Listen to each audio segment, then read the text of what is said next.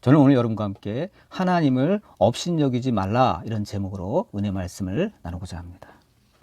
오늘은 첫 신년 축하 예배입니다. 오늘 주님 앞에 예배 드리러 나오신 여러분들을 축복하고 환영합니다. 여러분, 우리가 성경을 보면 신구약에 걸쳐 업신여기지 말라라는 구절이 적지 않게 나옵니다. 업신여긴다는 것은 뭐죠? 상대방을 낮추어 보거나 하찮게 여긴다는 뜻이에요. 그 말의 그 밑바탕에는 교만한 마음이 깔려 있다고 봅니다. 근데 우리가 상대방을 낮추어 보거나 귀찮게 여길 때 하나님은 이것에 대해서 진노하십니다. 이것을 죄로 간주할 뿐만 아니라 나아가 심판에 이르기까지 하나님께서 분노하십니다.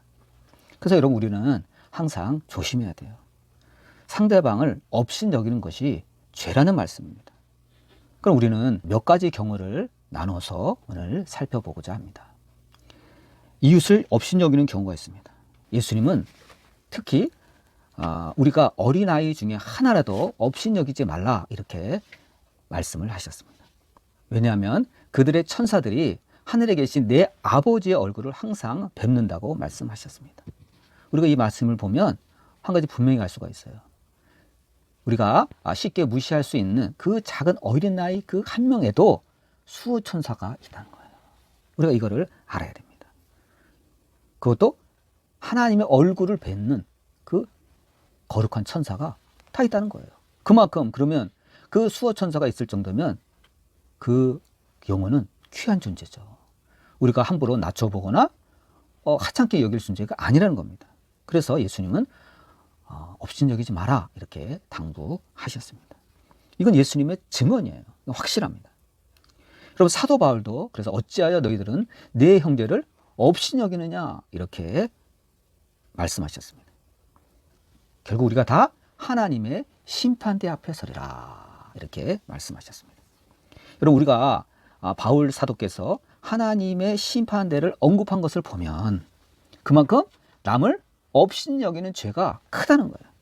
특히 야고보 선생은 가난한 자를 업신여기지 말라 이렇게 말씀하셨습니다. 이런 구약 성경을 보면 우리가 잘 아는 블레셋의 장군이었던 골리앗이 있죠. 성경을 보면 골리앗이 다윗을 보고 업신여겼다 이렇게 기록되어 있습니다. 왜 그러죠?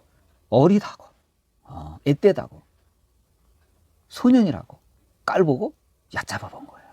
근데 그게 큰 코 다친 거예요. 그 결과 골리앗은 다윗이 던진 물맷돌에 맞아 그 자리에서 즉사했습니다. 이건 하나님의 심판이요 아주 빠르게 난 케이스예요. 이래서 잠언 14장 21절은 다음과 같이 우리에게 경고를 합니다. 이웃을 업신여기는 자는 죄를 범하는 자요, 빈곤한 자를 불쌍히 여기는 자는 복이 있는 자니라 이렇게 했습니다. 둘째로 부모를 업신여기는 경우가 있습니다. 하나님은 에스겔 선지자를 통해서 이스라엘의 여러 가지 그 죄를 다양하게 하나님께서 지적하시면서 그 가운데 그들이 자신들의 부모를 업신여긴다고 하나님께서 지적하셨습니다. 부모를 업신여기는 게 죄라는 거예요. 하나님은 잠언서 15장 20절을 통해서 지혜로운 아들은 아비를 즐겁게 하여도 미련한 자는 어미를 업신여기느니라 하셨습니다. 부모를 업신여기는 것은 죄일 뿐만 아니라 매우 미련한 행동이라는 것입니다. 심판이 있기 때문이에요. 셋째로 하나님을 업신여기는 경우가 있습니다. 여러분, 업신여기는 죄 가운데 가장 큰 죄가 있다면 무엇보다도 하나님을 업신여기는 죄예요. 여러분, 하나님을 업신여기는 죄는 여러 경우가 있는데 가장 근본적인 죄는 하나님의 말씀을 무시하고 업신여기는 경우입니다. 알다시피 아담과 하와는 하나님의 말씀을 업신여기고 마귀의 말을 듣다가 낙원에서 쫓겨났습니다. 영생을 잃은 것은 말할 것도 없습니다. 사도 바울은 갈라디아서 6장 7절에서 경고하시기를 스스로 속이지 말라. 하나님은 업신여김을 받지 아니하신다. 이거 우리가 분명히 알아야 돼요. 내가 한 행동이 하나님을 그렇게 업신여기는 건가? 아니에요. 그래서 사람이 무엇을 심든지 그대로 거두리라. 자기 육체로 심는 자는 육체로부터 썩어질 것을 거두고 성령을 위하여서 심는 자는 성령으로부터 영생을 거두리라 이렇게 하셨습니다. 또 하나님은 누구든지 행한 대로 그대로 심판하신다는 말씀입니다. 여러분, 이스라엘 역사에서 가장 먼저 하나님을 업신여긴 자는 누구죠? 왕 가운데 사울 왕이죠. 그 하나님을 업신여기고 하나님 말씀에 불순종하고 사무엘 제사장을 무시하고 제멋대로 제사를 드렸을 때 하나님은 사울을 버리시기로 작정하셨습니다.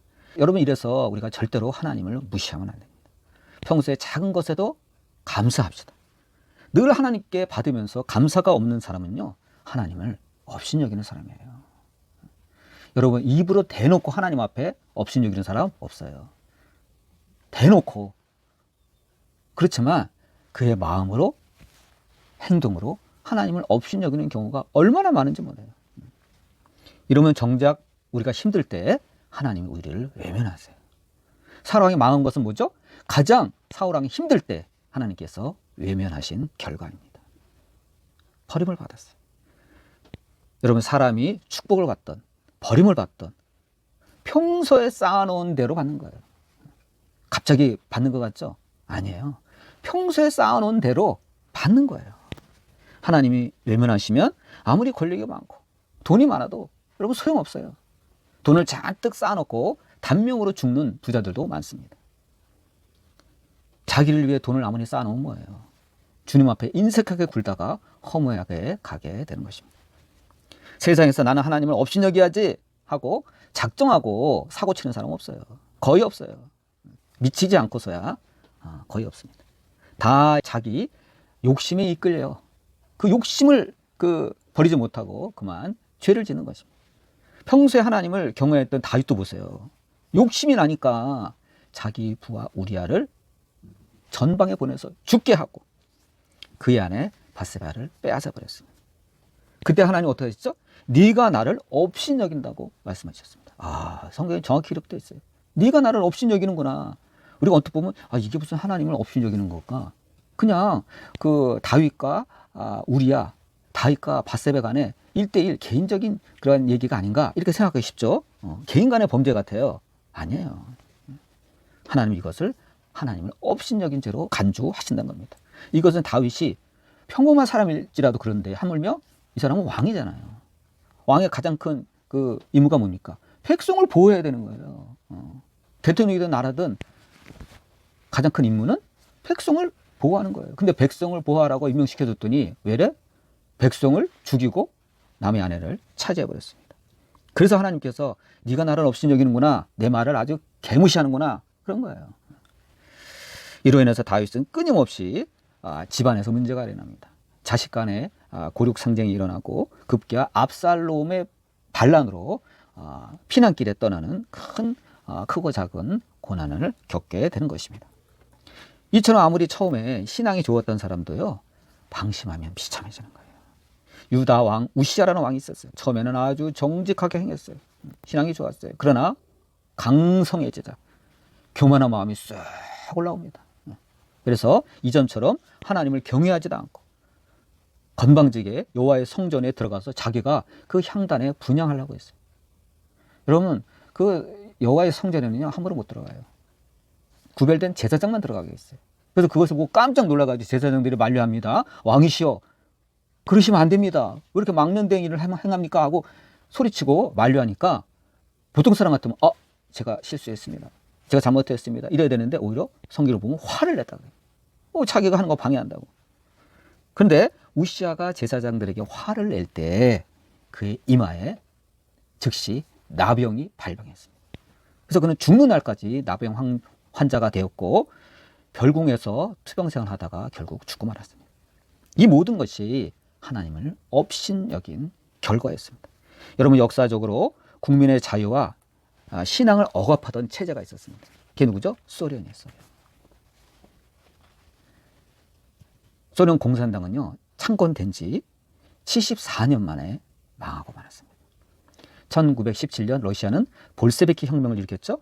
이것으로 인해서 전 세계에 무려 그 영향을 받아서 25개나 되는 공산 국가가 탄생했습니다. 저는 이걸 조사하다 보니까 세상에 무려 25개나 됐어? 좀 놀랐습니다. 그 공산주의 여파가 큰 거예요.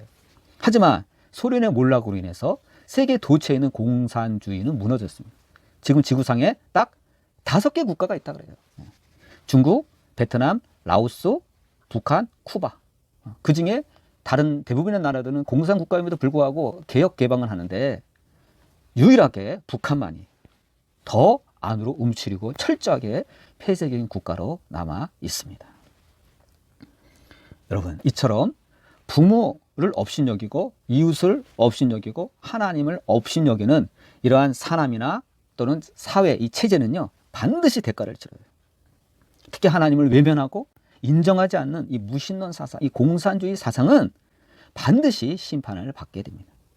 왜요? 신앙의 자유를 인정하지 않기 때문이에요. 여러분, 우리가 아까 열거한 것 같이 업신여기는 다양한 그런 상황들이 있죠.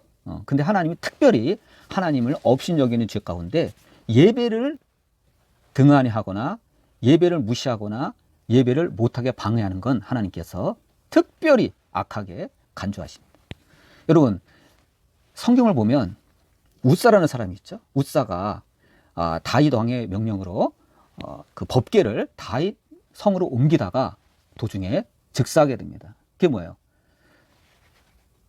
우마차에다가 법궤를 실어 나르는데 소가 갑자기 가다가 날뛰니까 이 법궤가 흔들려서 떨어지게 생긴 거예요. 그러니까 법궤 떨어지는 것을 볼 수가 없어서 법궤를 딱 붙듭니다. 근데 그 자리에서 죽었어요. 보통 사람들은 하나님 너무하시네. 아니, 웃사는 그래도 하나님의 법궤가 떨어질까 봐 그거 막으려고 한 건데 어떻게 죽이실 수가 있나. 근데 그건 우리 사람의 생각이에요. 여러분, 법궤는요 아무나 만지면 안 돼요. 법궤는 누가 만지는 거예요? 성별된 제사장만이 만지게 돼 있어요. 성별된 제사장의 후손, 레위 자손만 만지게 돼 있어요. 근데 그것을 겁도 없이 만든 거예요. 그러니까 하나님이 치셨어요. 그만큼 하나님은요 하나님의 거룩함을 침해하는 것을 가장 싫어하세요. 그리고 가장 혹독하게 다뤘어요. 우리가 이걸 알아야 됩니다. 여러분, 우리 신앙인이 하나님 말씀에 불순종하고 예배가 시들시들해지고 업신여기는 마음이 들 때 하나님을 경외하는 마음이 사라진 겁니다. 이는 마귀가 틈탄 거예요.